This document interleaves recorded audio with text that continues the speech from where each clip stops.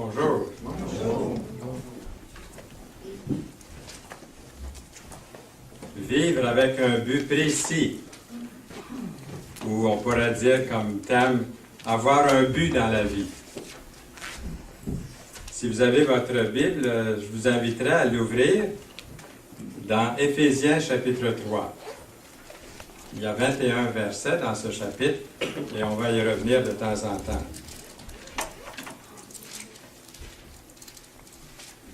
Nous vivons dans une culture où il est souvent question de l'amour romantique. Dans les films, dans les émissions télévisées, dans la musique, je pense qu'il serait correct de dire que notre culture est obsédée par l'amour romantique. Pouvez-vous donner des exemples de films, d'émissions de télévision ou de musique qui représentent un genre assez superficiel, romantique de l'amour? Sûrement que vous pouvez en donner. Mais l'amour que Jésus a introduit est plus profond que l'amour romantique. D'accord? Parce qu'il est écrit dans la Bible, Dieu est amour. L'amour de Jésus-Christ est un engagement, l'amour de Jésus-Christ, qu'il prend avec vous. C'est comme le mariage. Le mariage est un engagement. Et quand Dieu prend cet engagement avec vous, c'est pour, pas seulement la vie, pour l'éternité. C'est pour toujours. Cela signifie que vous le ressentiez ou non, Dieu vous aimera toujours, sans faille. Dieu vous aimera. L'amour de Jésus-Christ vous donne un but dans la vie. Et j'entends souvent les chrétiens dire, je ne sais pas ce que je ferais sans Jésus-Christ dans ma vie. Vous l'avez peut-être entendu encore ces derniers temps. Quel est le destin éternel de Dieu? On va voir quelques points ensemble. Quel est le destin éternel de Dieu pour le Seigneur Jésus-Christ? En nous basant sur ces versets de 1 à 13 d'Éphésiens 3. Premièrement, le mystère du Christ qui est révélé. Nous lisons, vous pouvez vous représenter l'intelligence que j'ai du mystère de Christ. C'est l'apôtre Paul qui écrit ça dans Éphésiens 3, 4. Le plan du salut en Jésus-Christ a été en place dès le début des temps. Mon épouse et moi, on a recommencé à lire la Bible. On est allé jusque dans l'Apocalypse, on fait ça le matin au déjeuner, on prend quelques instants. Et là, on recommence dans Genèse. Et on voit depuis Genèse, ça crève les yeux parce que Dieu a toujours su qu'il ne voulait pas laisser le monde vous laisser sans espoir, mais que, en effet, je dois vous dire, vous aimez cette photo-là, hein? Je veux remercier Claude qui est ici. Il était assis sur le bout de son lit à l'hôpital, puis je venais d'entrer dans la chambre. Et puis Claude, il dit, j'ai jamais vu qu'est-ce que je vois là. Alors, qu'est-ce que tu vois là? Il dit, viens voir. Et j'ai pris cette photo dans la chambre. Il y en a qui voient différentes choses, hein? Moi, je vois la figure brillante, avec deux ailes, puis le corps qui est allongé, qui flotte. D'autres, mais Claude, tu te souviens, quand on voit la photo plus rapetissée, là, on voyait un B. Ouais.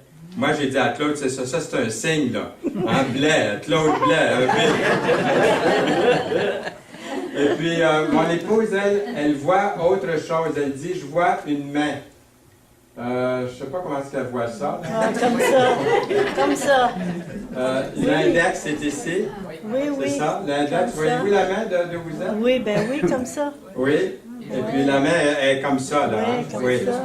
Alors, on peut voir, hein, quand on regarde les nuages, on voit ce qu'on veut ou ce qu'on peut. Hein. Il apparaît des images et ça change très vite. J'ai pris 3 ou 4 photos. Claude, il disait, dépêche-toi, ça change. Ben, c'était un peu spécial parce qu'au début, il y avait différentes couleurs dans la... Oui. C'était comme... ben, on les voit aussi. Un peu, hein? Comme l'arc-en-ciel. On Ici, voit, là. Oui, oui. Il y en avait un peu plus. Il y avait beaucoup plus de couleurs, mais il fallait que je fasse vite parce que ça change à vue Le temps de d'œil. prendre la caméra, puis ça va changer. Alors, merci encore une fois. Et quand j'étais en train de préparer le message de ce matin, c'est pas que j'ai dit où est-ce que je vais placer cette image-là. C'est pas comme ça que ça fonctionne quand je prépare le message, vous pouvez le deviner. C'est que j'étais rendu dans mon message à cet endroit-là. Vous pouvez vous représenter l'intelligence que j'ai du ministère de Christ. Le plan du salut en Jésus-Christ a été mis en place dès le début des temps de la création. Et là, je dis, ça me prendrait une image. Et la photo de Claude m'est venue à l'esprit. Alors, je l'ai mis ici à l'écran pour vous ce matin. Alors ça, c'est une vérité fondamentale parce que déjà, dans le confin des temps, Dieu avait prévu un Rédempteur pour vous et pour moi. Ce n'est pas quelque chose qui est arrivé là, par accident, puis subitement, subito presto, là, mais c'était prévu dans le plan éternel de Dieu, de vous aimer, de vous sauver, de vous racheter. Et au commencement du monde, dans le passé, l'espoir d'un Messie était seulement un espoir lointain. Comme pour nous, aujourd'hui, le retour du Seigneur Jésus-Christ, il y en a qui disent « Oh, ça va être dans 1000 ans, dans 2000 ans. » Hein, ils mettent ça toujours plus loin. Pour eux, c'était peut-être ça aussi. Puis ça a été loin, parce que c'était au commencement du monde, à venir, l'espoir d'un Messie. Et c'était seulement un espoir très, très lointain, mais un jour, il est venu comme c'était promis. C'est seulement quand Jésus-Christ est venu sur la terre que le mystère du Christ pouvait enfin être entièrement connu. Les Juifs et les gentils, tous deux, sont héritiers ensemble. Ils sont membres d'un seul corps et se partagent la même promesse du Seigneur Jésus-Christ. Nous avons vu dans le dernier message, dans Éphésiens, que nous sommes tous fils d'Abraham lorsque nous acceptons Jésus-Christ comme sauveur. Il n'y a pas seulement les Juifs qui sont fils d'Abraham, mais tous les chrétiens qui ont accepté Jésus-Christ comme sauveur, la parole les appelle les fils d'Abraham, autant que les Juifs. Mais ce n'est pas tous les Juifs, hein? C'est vraiment ceux qui sont nés de nouveau qui sont appelés fils d'Abraham aussi.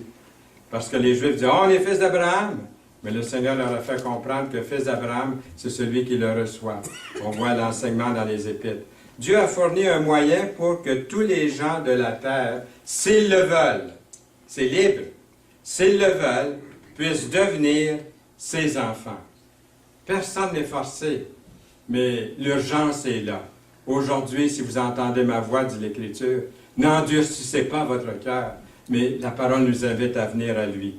Dans Ésaïe, le chapitre 19, verset 25, il est écrit « L'Éternel des armées les bénira en disant « Béni soit l'Égypte, mon peuple, et la Syrie, œuvre de mes mains, et Israël, mon héritage. » Une prophétie à venir. Nous allons voir l'Égypte qui va être bénie, la Syrie, c'est l'Iran ou l'Irak, là, dans ce coin-là. Et puis Israël, l'héritage du Seigneur. Dieu savait qu'un jour, ceux qui avaient réduit en esclavage Israël, son peuple, viendraient à le connaître et à l'adorer.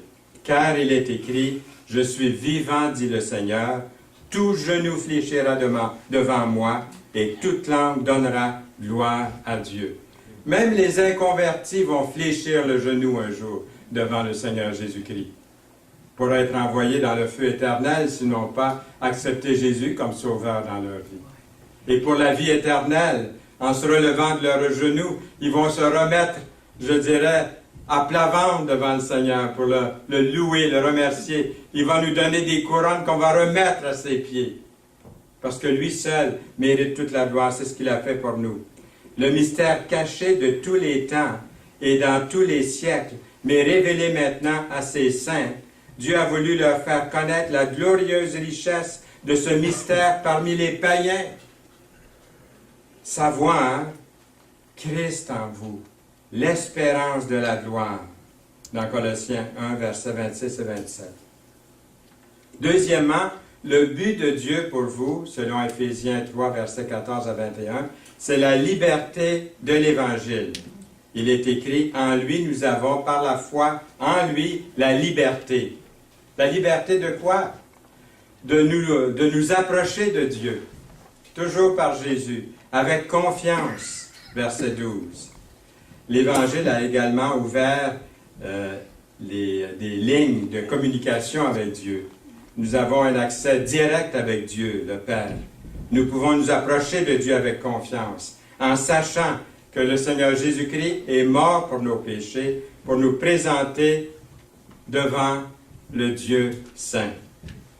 Regardons encore ces passages dans Hébreux, chapitre 4, verset 14. « Ainsi, puisque nous avons un grand souverain sacrificateur, dans d'autres versions, c'est marqué un grand prêtre, qui a traversé les cieux, Jésus, le Fils de Dieu. Demeurons fermes dans la foi que nous professons, car nous n'avons pas un souverain sacrificateur qui ne puisse compatir à nos faiblesses. Même sauvés, même enfants de Dieu, même nés de nouveau, nous avons les faiblesses. Le péché habite encore en nous. Nous sommes pécheurs. Il compatit à nos faiblesses, nous lisons. Au contraire, puis en parlant de Jésus, il a été tenté comme nous, en toutes choses, sans commettre de péché. Et nous lisons encore, « Approchons-nous donc avec assurance du trône de la grâce, afin d'obtenir miséricorde et de trouver grâce pour être secourus dans nos besoins. » Hébreux 4, versets 14 à 16. Nous pouvons prier Dieu directement. C'est ça qui est merveilleux. Autrefois, je passais par... j'ai été élevé comme la plupart d'entre vous. Il fallait passer par des sacrements, il fallait passer par un médiateur quelconque, un prêtre, un pasteur, ou un ministre, un rabbin. Mais dans la parole de Dieu, nous voyons que nous pouvons aller dire à Dieu directement par Jésus-Christ. Nous n'avons plus besoin d'intermédiaire ou d'un médiateur humain pour lui communiquer nos pensées les plus profondes et aussi nos confessions les plus secrètes. On peut lui parler en toute sincérité. Le Seigneur Jésus-Christ est devenu notre médiateur. C'est lui. Quand il est mort sur la croix, et pour toujours, il nous a ouvert la voie vers Dieu. Car il y a un seul Dieu et aussi un seul médiateur. Pas deux, pas trois, un seul. Et regardez dans le monde aujourd'hui, des milliers de personnes essaient d'aller à Dieu par mille et un chemins. Toutes sortes de chemins. Ah, je vais aller au ciel. Ah, je suis correct. Je suis pas pire que mon voisin. Il se compare. Mais où est-ce que c'est qu'on lit? Où est-ce que c'est qu'on entend? J'ai un seul médiateur et c'est Jésus. Combien ont ce médiateur ici aujourd'hui? C'est une question importante de l'avoir dans sa vie. Il est le seul médiateur entre Dieu et les hommes, Jésus-Christ homme, qui s'est donné lui-même en rançon pour tous, sans exception. Pour tous, le plus grand des pécheurs, comme celui qui se croit le plus saint. Même s'il porte le nom de Saint-Louis, il est pécheur. Il a besoin d'un sauveur. Ça ne fait pas de lui un saint. Je me rappelle quand j'étais enfant, avec un nom pareil, j'allais à l'école, on m'enseignait le catéchisme, puis je disais, il faudrait bien que je porte mon nom, j'en étais conscient. Il faudrait bien que je devienne un saint. Puis là, lorsque je lis les épîtres, ça commence avec les saints à Éphèse, les saints à Corinthe, les saints partout. Donc je dis, hey, wow, ça s'est réalisé, mais je réalise que c'est pas à cause de mes mérites, c'est pas à cause de mon nom, c'est à cause de Jésus-Christ. Est-ce que vous le voyez comme ça aussi? Oui. Il est le médiateur. Oui. Il est celui à qui on donne toute la gloire, selon 1 Timothée 2, versets 5 et 6. Troisièmement, le but de Dieu pour vous, selon Éphésiens 3, 14 à 21, c'est que vous soyez un récipiendaire, un vase, un récipiendaire où habite le Christ. Est-ce que le Christ habite en vous? Par la foi, pouvez-vous dire, oui, Jésus-Christ habite en moi. L'avez-vous invité à venir en vous? Ça commence comme ça, avec une prière sincère. Seigneur, viens en moi. J'ai besoin d'un sauveur. J'ai besoin du Christ dans ma vie. Nous lisons que Christ habite dans vos cœurs par la foi, en croyant sincèrement. Éphésiens 3, 17. Il est facile d'être distrait dans notre vie quotidienne par toutes sortes de choses qui prennent notre temps, qui exigent notre attention. Le travail, les amis, le sport, la famille, l'Église, et j'en passe, bien d'autres activités, des bonnes choses en soi, mais qui nous taxent, qui nous prennent. Si nous prenons rarement un temps calme avec Dieu, nous ne pourrons pas faire l'expérience de saisir à quel point il nous aime. Même des personnes malades qui souffrent. On en a rencontré cette semaine, et puis des gens qui disent, ils s'encouragent en Dieu, dans le Seigneur, parce qu'ils réalisent que Dieu les aime. Comment son amour peut les transformer. Comment son amour peut travailler en eux pour sa gloire. Pourtant, lorsque nous passons du temps calme, dans la présence du Seigneur, dans la présence de Dieu, il nous révèle son amour, grand et redoutable, son amour. Vous rappelez-vous d'avoir vécu un temps comme ça, comme chrétien, comme enfant de Dieu? Hein? Vous rappelez-vous d'avoir vécu un temps précieux avec Dieu que vous ne pouvez pas oublier? Oh là, on pourra prendre la journée pour entendre des témoignages, je le ressens. Je sens il y en a qui voudraient dire quelque chose. Vous vous reprendrez aujourd'hui ou un peu plus tard. Mais j'aimerais vous dire que quand j'avais 15-16 ans, j'allais à l'église, j'étais déjà chrétien, né de nouveau depuis l'âge de 11 ans. Et puis, mais je voulais me rapprocher de Dieu davantage. Et je ne savais pas, j'avais un bon enseignement à l'Assemblée où j'allais pourtant, mais j'ai trouvé une façon, je pense que Dieu nous le montre à chacun, vous le montre à vous aussi. J'allais dans la cour derrière chez nous, puis il y avait une balançoire que mon père avait. Mon père, il construisait des balançoires. Il en vendait, puis il y en avait une belle chez nous. Et puis il y avait un gros arbre qui devait avoir un centenaire certain, avec beaucoup de branches, puis beaucoup d'ombre. Et je m'asseyais dans la balançoire seul. On était quand même 8 dans la famille chez nous, père et mère, là. Mais j'arrivais à trouver du temps seul dans la balançoire autour de l'été, là, autour de 7 heures le soir. Et c'est là que je peux dire que j'ai comme trouvé Dieu. La tranquillité. À l'âge de 16 ans. À tel point que j'ai comme vécu une expérience là, spirituelle très grande. Alors, ça, c'était comme un saut dans ma vie. Pourtant, je connaissais déjà le Seigneur.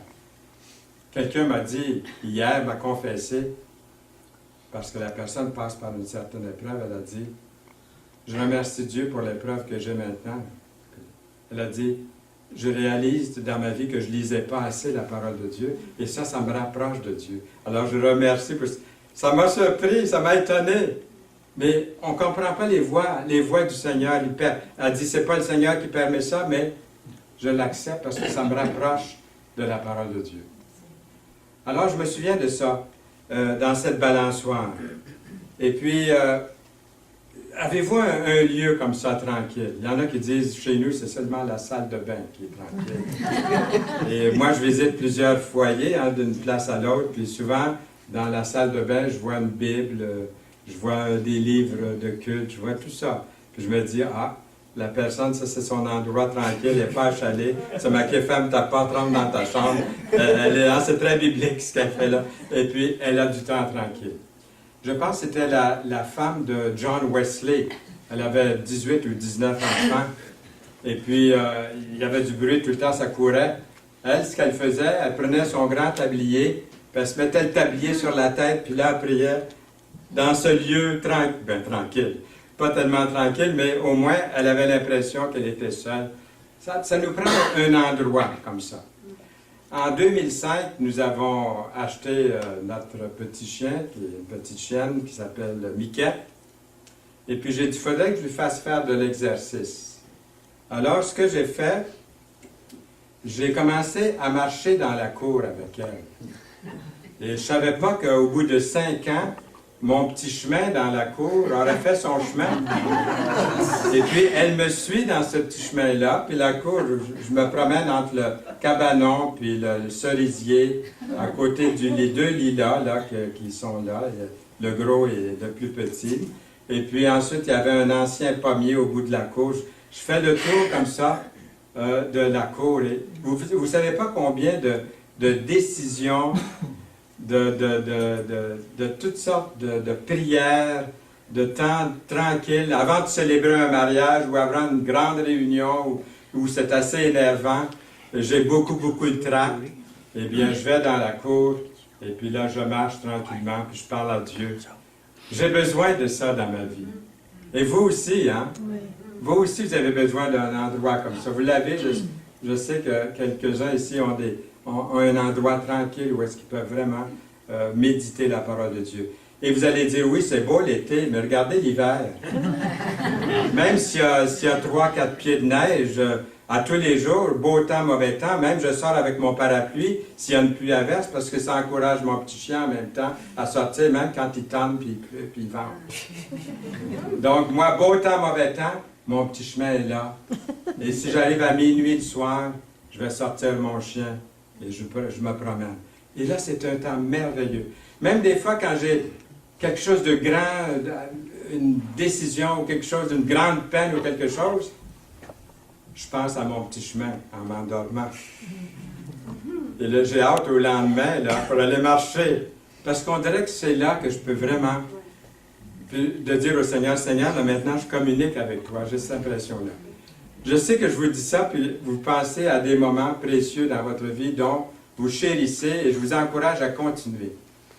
De ne pas abandonner parce que c'est des moments tellement précieux. Dieu a toujours à l'esprit ce qu'il y a de mieux pour vous. J'allais dire, il faut lui donner la chance de communiquer avec nous dans ces moments-là. Nous ne sommes pas toujours conscients, mais les desseins de Dieu pour notre vie sont bons. Le Seigneur il dit, « Car je connais les projets que j'ai formés sur vous, dit l'Éternel. » Pas beau ce verset-là? « Projets de paix et non de malheur, afin de vous donner un avenir. » Voulez-vous un avenir? Lève-le à l'avenir. L'avenir. Vous donner un avenir. Et quoi? Et ça, c'est une espérance qui trompe point. Il y a un autre verset qui dit « L'espérance ne trompe point. » Quand on dit « j'espère », ça veut dire « peut-être bien. Hein? » Mais pas d'après l'Écriture. Quand on a cette espérance, c'est vraiment sûr. Dans Jérémie 29, verset 11. Dieu désire nous voir vivre une bonne vie. Dieu désire nous voir vivre une bonne vie saine. Et pourquoi pas sainte? Pas besoin d'être Saint François, Saint Frère André, je veux dire, pour être canonisé. Être saint, c'est de savoir, de réaliser ce que Dieu a fait dans votre vie par Jésus-Christ. Il a accompli tout ce que je ne pouvais pas faire. Il a pardonné mes péchés, il m'a donné une vie nouvelle en lui. Ma position dans le ciel, elle est parfaite auprès du Fils. C'est comme ça, il voit ma position. Ma condition terrestre est encore celle du péché et puis de la désobéissance quelquefois. Mais parce qu'il m'a racheté ma position près de lui, il me voit au travers de son Fils. C'est pas beau, ça? Et finalement, lui apporte beaucoup de joie à Dieu. Notre vie glorifie Dieu, parce qu'on a fait confiance dans ça. Nous vivons de la façon dont il nous a demandé de vivre, peut nous aider à vivre sa vie. Dieu a l'amour d'un Père pour nous, ses enfants. Il nous aime même quand nous avons échoué, ou même quand on subit un échec, on a gâché, même lorsque nous sommes en colère contre Dieu. Ah oui, ça vous est jamais arrivé d'être en colère contre Dieu? Quand quelque chose de terrible arrive? Pourquoi, Seigneur? Est-ce que Dieu est là? Est-ce qu'il m'écoute? Même lorsqu'on est en colère contre lui, qu'on a échoué, qu'on a gaffé, même quand on l'oublie, il est prêt à revenir, prêt à nous ouvrir les bras. Nous pouvons venir à lui, à tout moment, avec n'importe quel besoin. Quel est votre besoin aujourd'hui? Il pourvoira également à notre formation, souvent par les épreuves, à notre enseignement, et même à la discipline s'il faut. À la discipline s'il faut. Quand nous en aurons besoin. Mais il fait tout avec justice, avec amour. Moi, j'aime mieux avoir affaire à Dieu qu'aux hommes. Pas vous? Oui. Avoir affaire aux hommes, ça peut être très légaliste, ça peut être très injuste, mais avec Dieu, dans sa discipline, il vous aime. Il vous attire à lui. Il vous démontre qu'il vous aime, qu'il y a de l'amour pour vous.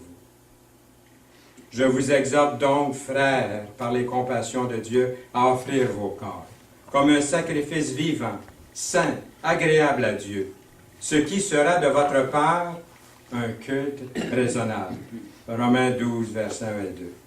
La Bible appelle effectivement temple de Dieu votre corps, mon corps. dans lequel habite l'Esprit de Dieu. Nous devons faire confiance à Dieu. Sa nature est de beaucoup meilleure. Elle est sans comparaison aux activités dans lesquelles nous prenions plaisir avant d'être sauvés par le Seigneur Jésus-Christ. 1 Corinthiens 3, 16. Ne savez-vous pas que vous êtes le temple de Dieu et que l'Esprit de Dieu habite en vous? Si quelqu'un détruit le temple de Dieu, il y a beaucoup de chrétiens qui sont persécutés à l'heure actuelle dans le monde. Je reçois un journal à tous les jours et mon cœur est constamment brisé, déchiré quand je lis qu'on détruit des églises, on tue des pasteurs à la porte d'église ou devant chez eux lorsqu'ils rentrent à la maison. On tue les enfants souvent. On met le feu. Je ne veux pas m'habituer de voir ces choses atroces qui arrivent. Parce que, je pense à ce verset, si quelqu'un détruit le temple de Dieu, Dieu le détruira car le temple de Dieu est saint et c'est ce que vous êtes. Dans 1 Corinthiens 3, 16. Quatrièmement, le but de Dieu pour vous, c'est de connaître l'amour de Christ, qui surpasse toute connaissance.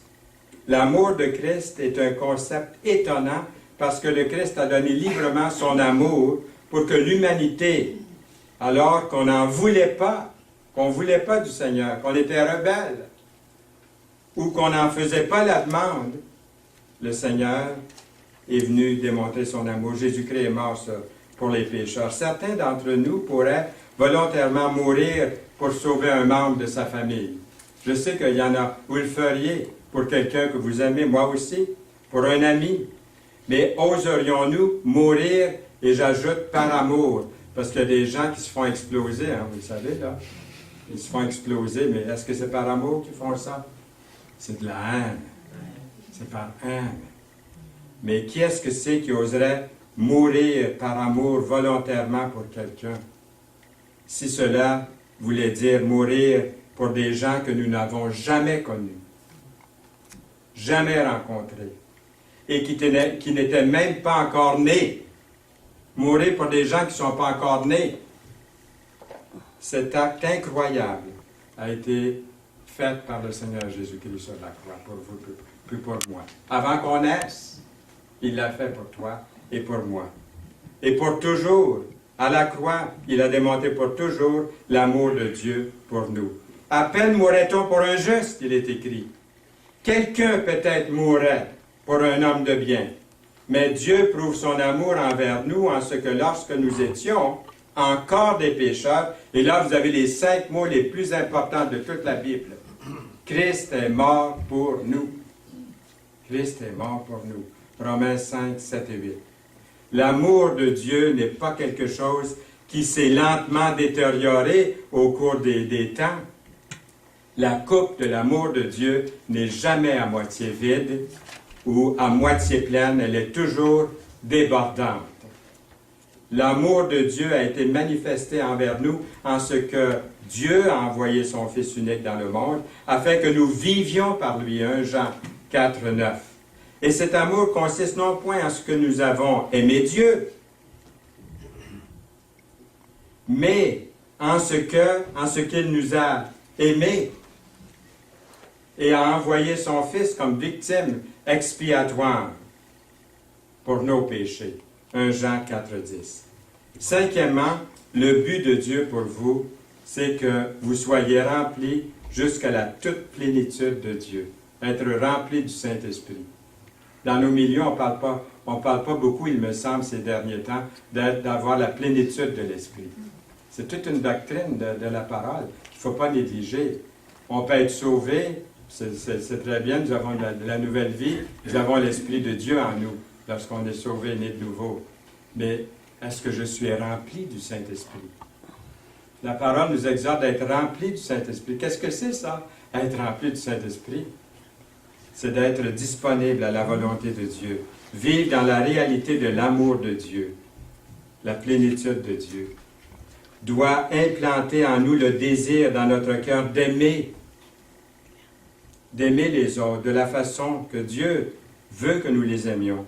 La Bible dit très clairement que si quelqu'un n'aime pas, il ne connaît pas Dieu. Car l'essence même de Dieu, c'est quoi? Dieu est amour, nous l'avons vu. Bien-aimés, aimons-nous les uns les autres. Car l'amour de Dieu, l'amour est de Dieu, et quiconque aime est né de Dieu et connaît Dieu. Lisez bien ce verset-là.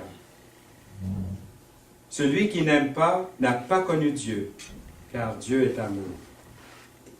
Et ce que je demande à mes pères, c'est que votre amour augmente de plus en plus en connaissance et en pleine intelligence, pour le discernement des choses les meilleures, afin que vous soyez purs et irréprochables pour le jour du Christ, remplis du fruit de justice qui est par Jésus-Christ, à la gloire et à la louange de Dieu. Philippiens 1, 10 et 11.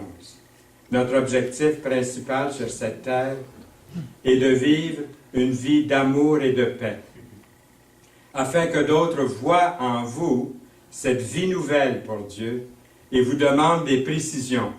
C'est beau quand quelqu'un vous approche et vous dit « Qu'est-ce que c'est qu'il y a en toi là, qui est différent? » Ça vous est déjà arrivé? Ça m'est déjà arrivé aussi, en train de faire une toile, une peinture. Puis les autres artistes étudiants, il y en avait une en particulier, qui vient, puis c'est pas la peinture qu'elle regardait, heureusement peut-être, mais c'est moi qu'elle regardait. Puis à un moment donné, elle dit « Qu'est-ce que c'est que vous avez, vous, qui n'est pas comme les autres? » Puis là, je ne savais pas juste ce qu'elle voulait dire, parce que je suis bien rasé. Mais finalement, elle m'a dit qu'il y avait quelque chose comme ça. Un jour au Mexique, loin de chez nous, une autre langue, le patron d'un grand cinéma, d'une production cinématographique, faisait des films, Le Virginien, puis toutes sortes de films qu'on voit à la télévision par ici. On était là pour les films Le Sermon de la Science. Le grand patron, il nous amène au lac sur un gros yacht, et pour nous donner un congé, parce que c'était payant pour lui faire des films aussi, là. Mais il nous paye ça, puis en route, il vient s'asseoir à côté de moi dans le yacht, il y avait son chauffeur, un gros bateau. Puis il filait à toute allure à Cuernavaca.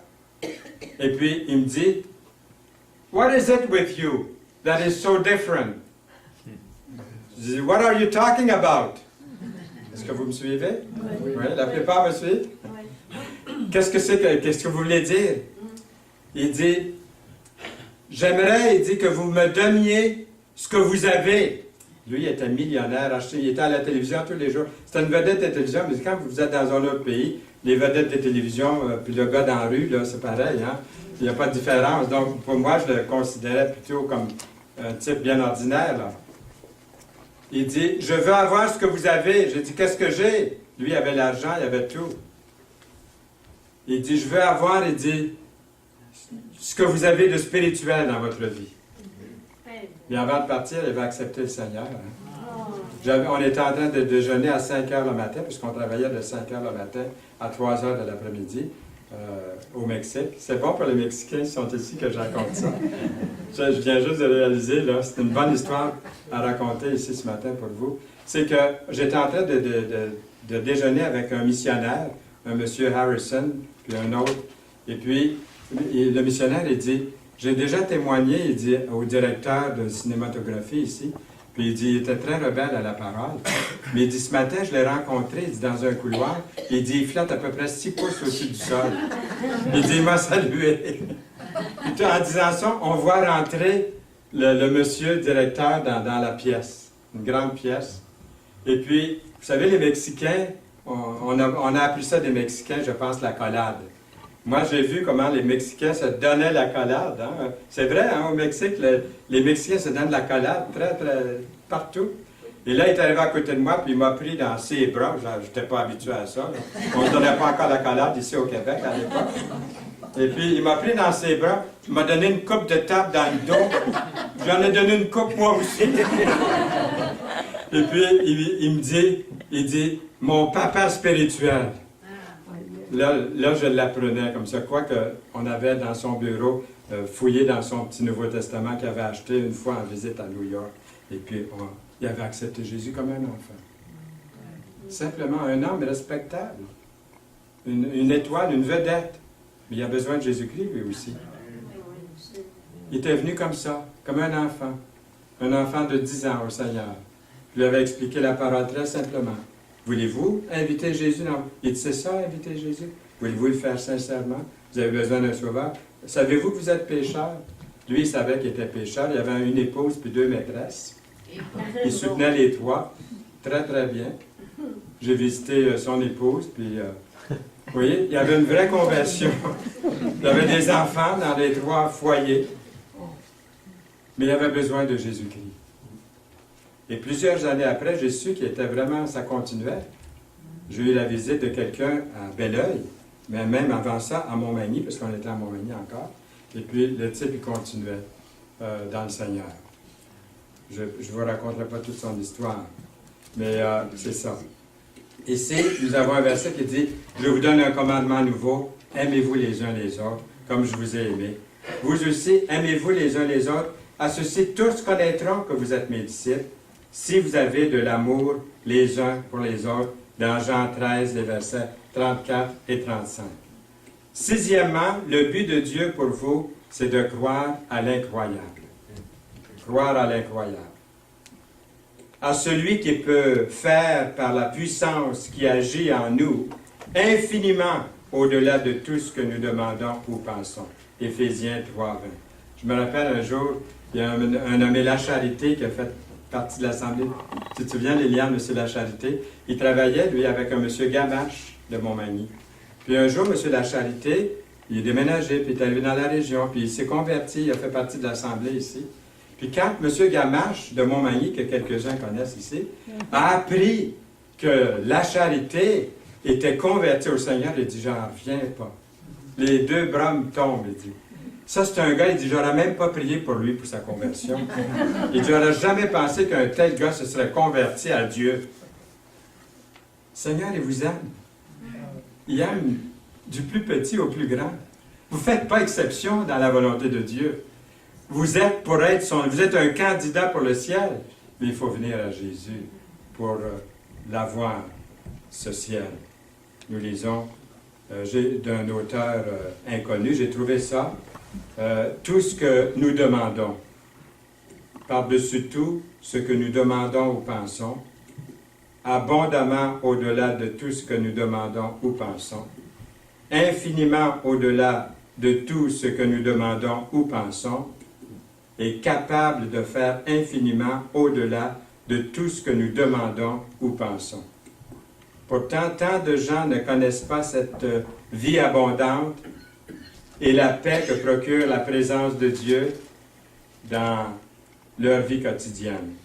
L'idée que Dieu peut dépasser toutes nos attentes n'est pas seulement une belle parole, c'est un fait. Vous pourriez avoir une idée générale de la façon dont vous voulez que votre vie se déroule, mais Dieu a des rêves pour vous. Dieu a des plans pour votre vie, encore plus grands que votre vie. Jésus-Christ est venu pour nous donner une vie qui peut être remplie d'objectifs et de passions beaucoup plus grands que vous ne l'auriez jamais imaginé. Je peux en rendre témoignage personnellement dans ma propre vie. Où est-ce que je serais aujourd'hui si ce n'était pas du Seigneur? Je peux en rendre témoignage. Qu'aurait été ma vie sans Jésus-Christ? Les répercussions sont éternelles. Où est-ce que vous êtes? Êtes-vous ici? Un homme pécheur? La rébellion, la séparation d'avec Dieu, une vie dénuée de sens sans le Christ. Mais si vous passez par le Christ, est-ce que vous êtes ici? Dieu, vous avez affaire à un Dieu saint qui vous voit par Jésus-Christ, vous avez la paix, le pardon, la vie abondante, la vie éternelle. En Jésus. Ça, c'est le plan du salut, très simplement. Le Seigneur, il dit, « Je suis venu afin que les brebis aient la vie et qu'elle l'ait, pas juste ordinaire, en abondance. » Jean 10, 10. Cette vie abondante dont parle Jésus est possible parce que Dieu est vivant. Il désire continuellement modeler votre vie. Il n'est pas une divinité qui est déçue du monde. Il est toujours amour. Il n'est pas déçu de tout ce qui se passe dans le monde. Il connaît le cœur humain. Mais il est un Dieu personnel qui sera toujours avec vous. Fortifiez-vous, ayez du courage. Ne craignez point, ne soyez point effrayés devant eux. car l'Éternel, ton Dieu, marchera lui-même avec toi.